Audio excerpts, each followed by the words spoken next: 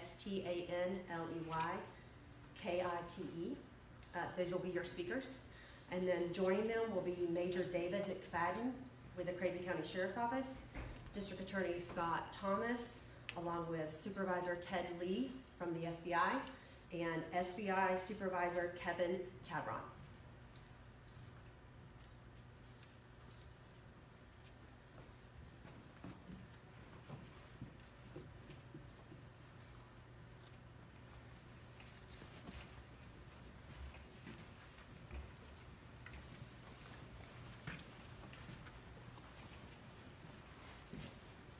Afternoon, folks. I appreciate y'all being here this afternoon.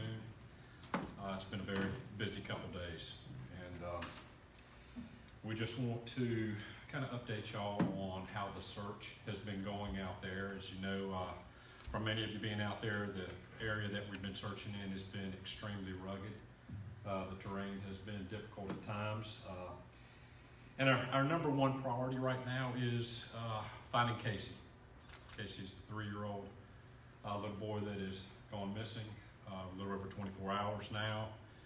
And, you know, I just want to thank the hardworking folks that have been working side by side with us from the minute this call came in to our 911 center and we were dispatched. Our number one priority is to find Casey. That's the number one priority right now. We are treating this as a missing child investigation and search, and we are doing diligently, utilizing every possible resource at our disposal. We have been working around the clock. There's been some extremely cold temperatures which concern us. Some of our partners that we're working with has been the State Bureau of Investigation. They've been very helpful. They were here immediately to help us, and we have a great working relationship with them. As with the FBI, NCIS, the State Highway Patrol, who has also brought in their 2 helicopters to help with us. Marine Fisheries, who has not only been on the ground, but they've also been in the air with their aircraft. Many other local, state, and federal agencies, approximately 10 to 12 other counties. I've had somewhere in the neighborhood of about 20 to 25 other sheriffs that have contacted me and offered resources, much of which we have graciously accepted. The hundreds of volunteers, I cannot thank them enough. The folks that have come out that is just passionate about finding Casey. The family, who has been very helpful to us and are cooperating, we're thankful for that. They are giving us a lot of information that is very helpful to us. We're getting quite a few leads, and we're following up on them as they come in. Once again, we're using all resources that are available. So as the evening goes on, we're going to be concentrating our search efforts again, drilling down on some spots where we have a certain interest.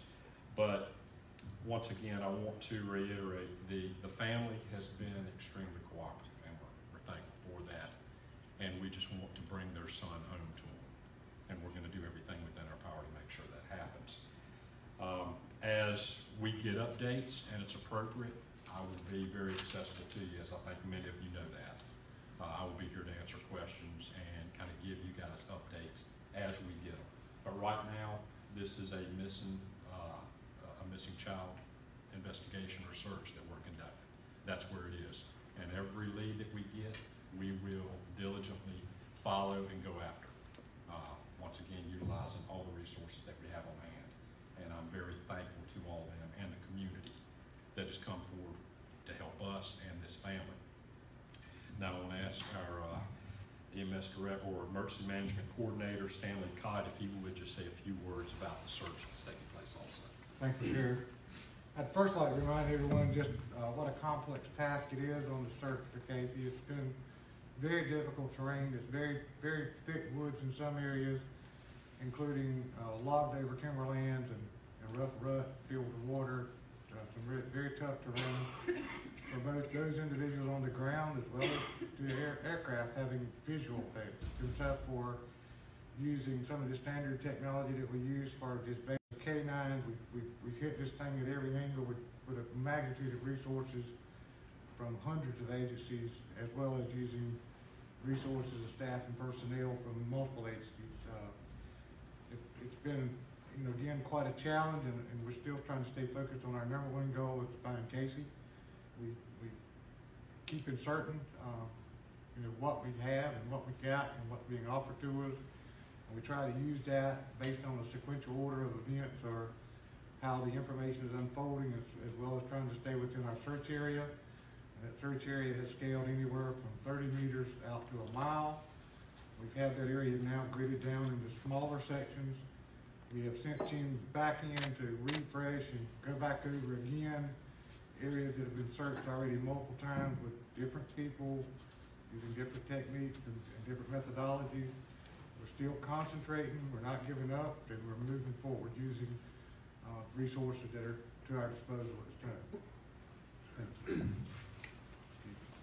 I did also want to add that the United States Marine Corps has sent in a number of Marines to help us, which we are very thankful for that. And we asked them to come out and help us because many of the Marines operate in terrain such as this. That is, it's very difficult to operate in, and they are out there now as we speak. And we're very thankful to our Cherry Point and Camp Lejeune Marines that have stepped up to help us.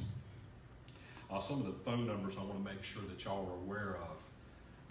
So no tip is insignificant, and if anybody out there has any tips, remember, Casey's a small child, he's cold, he's hungry, and if you hear anything or see anything that is remotely suspicious or you think we might need to know, I'm going to ask that you please give us a call. We have a tip line set up. This tip line is manned 24/7. That number is 252-636-6703.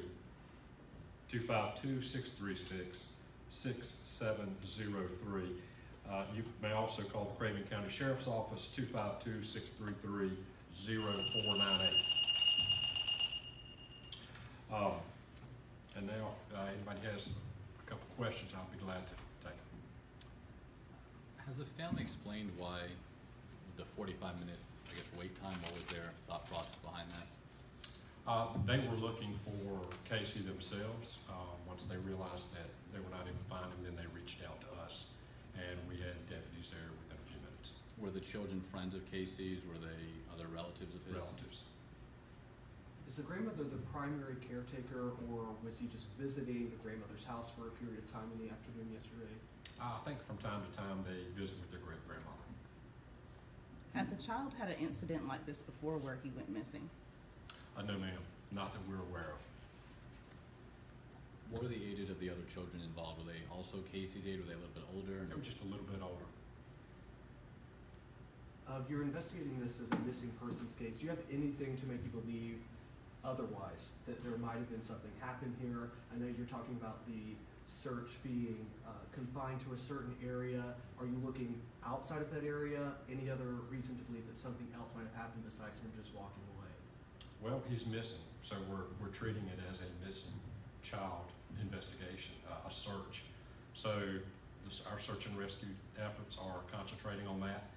We're looking into all leads that come in, but right now that's what we're doing. We're treating it as a missing child. Have you been talking or interviewing any neighbors, possibly anyone in the surrounding area? Yes, diligently. Yes, we have. Are there any suspicious circumstances at this point that you guys are keying in on that might indicate that it's not just a kid that wandered off? No. Right now, we're just, like I said, we're treating it as a missing child, and we're going to diligently go after every lead that comes in. And, right now, we just want to get Casey home, and that's the number one priority. Last question. Was the grandmother watching the children at the time? How did she find out that Casey had gone missing? Did another child say, "I can't find Casey"? What was kind of that?